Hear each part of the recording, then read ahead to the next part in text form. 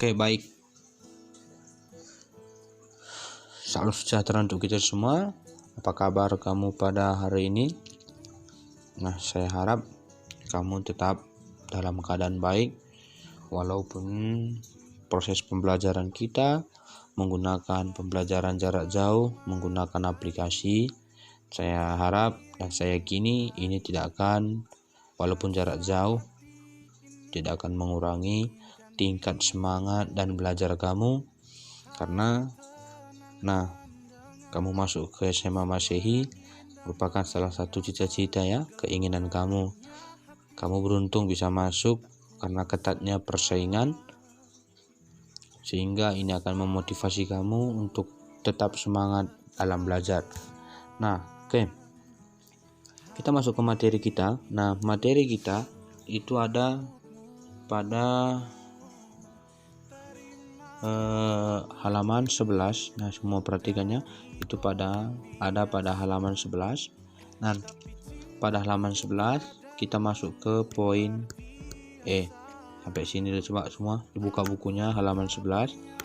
Halaman 11 kita masuk ke pelajaran berikutnya, itu adalah poin E. Oke. Pada poin E kita akan belajar yang namanya tentang kebutuhan dan alat pemuasnya. Paham ya? Kebutuhan dan alat pemuasnya. Kamu jangan khawatir. Materi ekonomi bukan materi yang begitu sulit, karena kamu sudah menjalani semua. Yang perlu Bapak jabarkan di sini adalah tentang teorinya. Kebutuhan, semua manusia pasti membutuhkan sesuatu. Sekarang teorinya yang kita butuhkan, prakteknya kamu sudah pasti jalani. Oke, baik.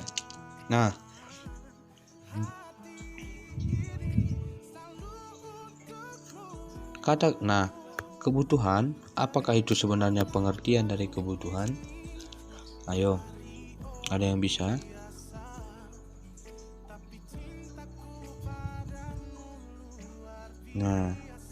Ada yang bisa? Oke, baik. Kalau begitu saya lanjut ya. Kebutuhan itu tidak bisa terpisahkan dari yang namanya manusia. Paham ya? Ini dasarnya. Kebutuhan tidak bisa terpisah dari manusia. Kenapa seperti itu? Sejak manusia yang namanya lahir,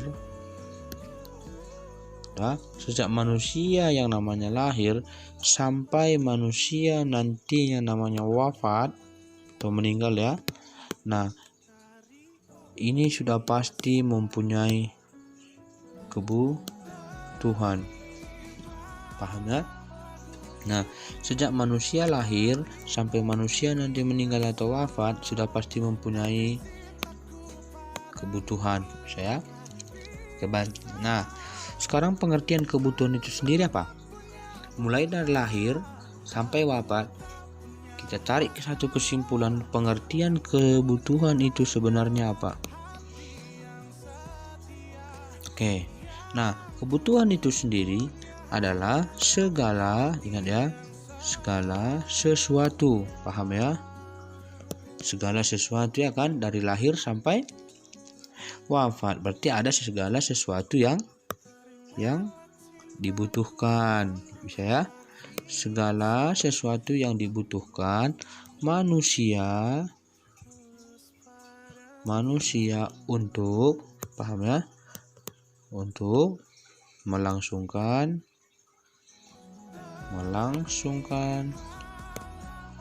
hidup. Paham ya? Untuk melangsungkan kehidupan. Ingat, kebutuhan itu adalah segala sesuatu. Ingat, mulai dari lahir sampai wafat berarti membutuhkan sesuatu. Segala sesuatu yang dibutuhkan manusia untuk melangsungkan kehidupannya. Bisa ya? Oke, baik.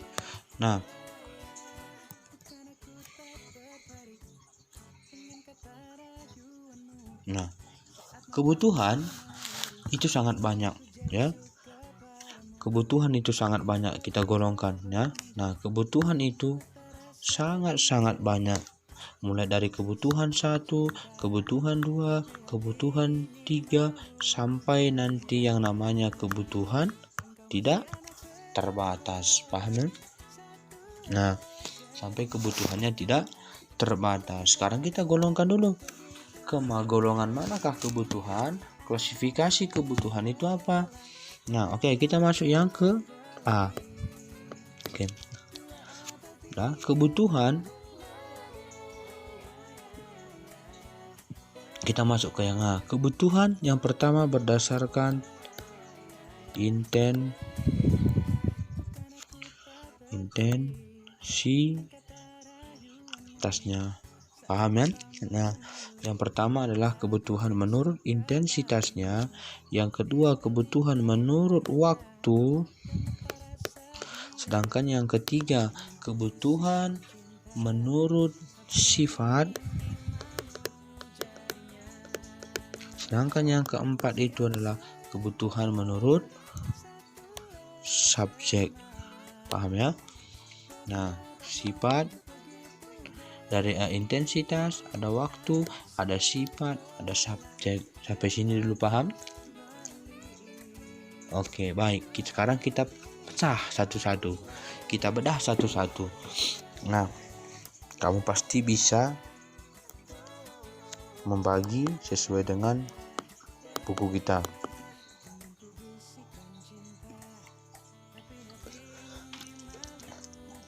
Nah, kebutuhan menurut intensitas itu terbagi menjadi 3, 1, 2, 3. Oke. Nah, kebutuhan pertama itu disebut dengan kebutuhan primer. Saya, kebutuhan primer ini sama dengan kebutuhan pokok atau utama. Saya. Nah, contohnya apa? Oke, ada makanan, ada minuman, tempat tinggal. Oke, bagus, yuk. Nah, sedangkan yang kedua ini adalah kebutuhan, ada kebutuhan sekunder. Kebutuhan sekunder adalah kebutuhan pelengkap, paham ya? Ini adalah kebutuhan pelengkap, berarti bukan kebutuhan utama. Sedangkan yang ketiga itu adalah kebutuhan tersier atau kebutuhan yang bersifat mewah. Bisa? Oke. Kita masuk ke yang kedua. Nah, tadi kebutuhan berdasarkan waktu. Oke, atau waktu pemenuhannya. Kebutuhan berdasarkan waktu pemenuhannya itu dibagi atau dibedakan menjadi 2. Oke, nah yang pertama itu adalah kebutuhan sekarang, sedangkan yang kedua adalah kebutuhan di masa mendatang. Ya. Nah, kebutuhan berdasarkan waktu yang pertama adalah kebutuhan sekarang. Nah, kebutuhan sekarang itu adalah kebutuhan yang harus dipenuhi pada waktu itu juga. Paham ya? Kebutuhan yang harus dipenuhi pada waktu itu juga dan tidak bisa ditunda-tunda. Contohnya apa? Orang sakit. Nah, yang namanya orang sakit jangan ditunda-tunda, harus segera diobati. Atau orang melahirkan jangan ditunda-tunda. Orang melahirkan kalau memang sudah jadwalnya, sudah waktu yang sesuai dengan ketentuan, tidak dapat ditunda-tunda. Resikonya tinggi, ibu dan anak bisa wafat. Oke, paham ya? Nah, jadi kebutuhan menurut yang sekarang adalah kebutuhan yang harus dipenuhi pada waktu itu juga dan tidak bisa ditunda-tunda. Sedangkan yang kedua adalah kebutuhan di masa mendatang. Nah, yang namanya kebutuhan di masa mendatang itu adalah kebutuhan yang pemenuhannya atau pelaksanaannya di masa yang akan datang. Contohnya apa? Nah, ada tabungan, ya kan? Nah, pada usia 6, saya kasih contohnya, pada usia 6 tahun kamu mulai yang namanya menabung. Nah, kamu akan tuai ketika kamu umur 17 tahun. Kamu berangkat ke perguruan tinggi 17 atau 18 tahun ya. Nah, kamu berangkat ke perguruan tinggi impian, idaman kamu. Nah, hasil tabungan kamu dapat: 1. Membeli tiket. Misalnya kamu lulus di Universitas Indonesia dengan jurusan kedokteran. Nah, hasil tabungan kamu yang dimulai dari 6 tahun sampai dengan umur 17 atau 18 tahun. Jadi ada berapa tahun itu selangnya? Ada beberapa tahun jaraknya. Itu bisa kamu gunakan untuk membeli tiket, bahkan lebih ya. Nah, jadi kamu tabung pada usia, pemanfaatannya di masa yang akan datang. Oke, kita masuk ke yang ketiga. Nah, kita masuk yang ketiga.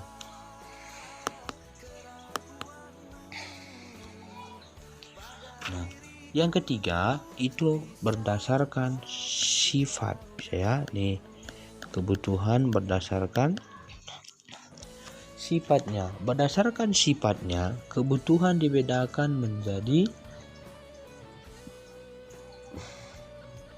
ada 2 itu ya.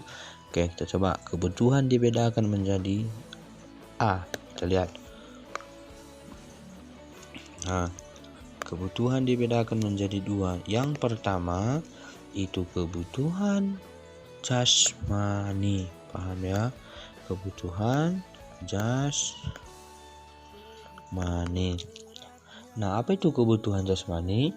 Ini adalah merupakan kebutuhan fisik. Contohnya apa? Ada olahraga, bisa ya. Nah, kemudian kedua, ini kebutuhan rohani. Nah, kebutuhan rohani adalah kebutuhan yang kasat mata tetapi dapat memuaskan kebutuhan, menimbulkan rasa puas terhadap satu objek. Contohnya apa itu? Nah, rohani berarti berhubungan dengan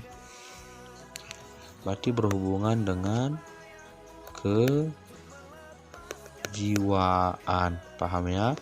Berarti berhubungan dengan kejiwaan, bukan sakit jiwa, bukan. Kejiwaan itu merupakan berhubungan dengan psikologi. Contohnya, nah, bagi umat Kristen, maka kamu setiap hari Minggu akan pergi ke gereja. Bagi kamu yang yang Muslim, maka setiap Jumat kamu melaksanakan yang namanya sholat Jumat. Berarti dia kebutuhan kejiwaan. Paham ya? Oke, baik. Kita lagi masuk yang terakhir. Nah, untuk yang terakhir ini adalah kebutuhan berdasarkan subjek. Kebutuhan berdasarkan subjeknya. Yang pertama itu adalah kebutuhan individu, ya. Ada kebutuhan individu, ya. Nah, kemudian yang kedua ada kebutuhan kelompok, bisa ya. Nah, apa itu kebutuhan individu? Nah, kebutuhan individu itu adalah kebutuhan yang fungsinya bersifat perorangan. Paham ya? Perorangan. Nah,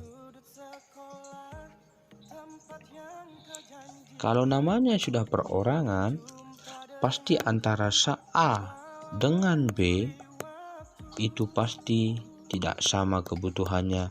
Berarti ini menandakan kebutuhan A dengan kebutuhan B, paham ya, sudah pasti berbeda atau tidak sama. Berarti dia sifatnya individu. Ya. Nah, kemudian yang kedua ada namanya kebutuhan kelompok. Kebutuhan kelompok ini adalah kebutuhan yang pemanfaatannya pemanfaatannya dapat dinikmati secara kelompok, paham ya? Atau secara umum. Oke, contohnya apa? Coba contohnya. Ini kita kasih contoh. Yang pertama itu adalah jalan, ada jalan raya. Yang kedua ada rumah makan, bukan rumah sakit umum, bisa ya. Nah, jalan raya bukan milik pribadi kan? Bukan, walaupun namanya Jalan Jamin Ginting, bukan berarti jalan itu milik Jamin Ginting. Paham ya? Walaupun nama jalannya nama Jalan Kapten Bom Ginting, bukan berarti jalan itu milik Kapten Bom Ginting. Berarti itu tetap milik bersama atau milik umum. Sedangkan rumah sakit, kalau ada rumah sakit ada rumah sehat ya? Bukan, tidak ada. Nah, rumah sehat ya orangnya rata-rata sehat. Yang namanya rumah sakit itu semua masyarakat umum dapat menikmati yang namanya fasilitas rumah sakit, paham ya? Nah, contohnya apa fasilitas rumah sakit? Ada ruang ICU. Nah, ruang ICU semua bisa masuk kan? Oke, ada yang mau masuk ruang ICU? Oh, tidak ada. Nah, yang kedua apa lagi? Ada yang namanya kamar mandi. Kamar mandi, bukan, ada namanya kamar mayat. Oke, ada yang mau masuk kamar mayat? Tidak. Oke, jadi walaupun semua fasilitas itu merupakan milik umum, maka fasilitas itu dapat dinikmati juga secara umum. Oke, sampai sini paham semua? Paham? Oke, baik. Nah,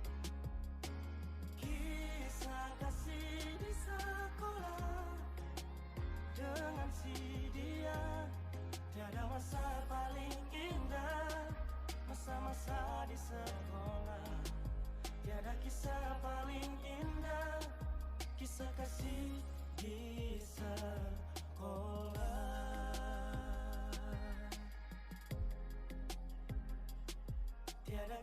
paling indah, kisah kasih di sekolah.